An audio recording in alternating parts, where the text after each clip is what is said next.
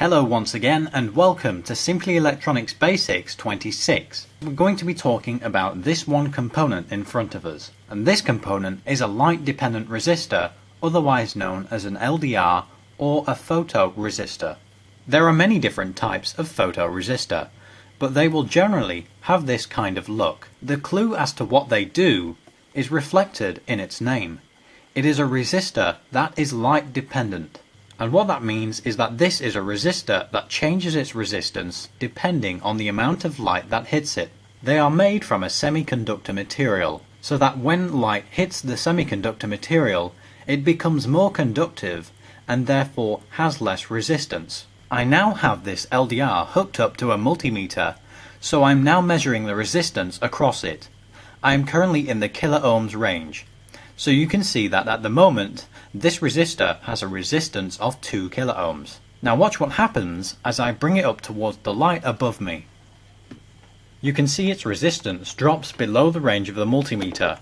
So if I adjust the range of the multimeter, you can see now that the resistor has a resistance of under 1 kiloohm. As I move the light-dependent resistor closer and closer to the light source, you can see that the resistance drops. And as I pull it away from the light source, the resistance starts to increase again. Now watch what happens when I cover the LDR. I'm now back in the 20 kiloohms range of this multimeter, and currently we're showing 2 kiloohms. So let's cover this LDR and see what happens.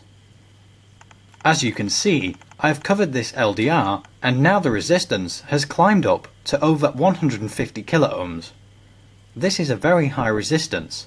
The darker the environment that this LDR experiences, the higher its resistance becomes. We are now measuring over 17 kiloohms, and eventually it'll get so dark my multimeter can't register its resistance. So now that we know what an LDR is, and the basic principle of how they work, you may be asking, what are the practical uses of LDRs, and how can they be used within a circuit? Well, LDRs or light-dependent resistors are generally used in applications where light is an important factor to the device it's being used in. For example, street lights. Street lights need to know when it's light or dark outside so that they know when to turn on and when to turn off. They are also used as light meters in cameras. They can also be used as the light detector for an alarm, night lights, and many other things. Basically, if we need to control something with light, then an LDR is one of the most common ways that we can do that. And make sure you're subscribed, because in the future we're going to be looking at how we can make a night light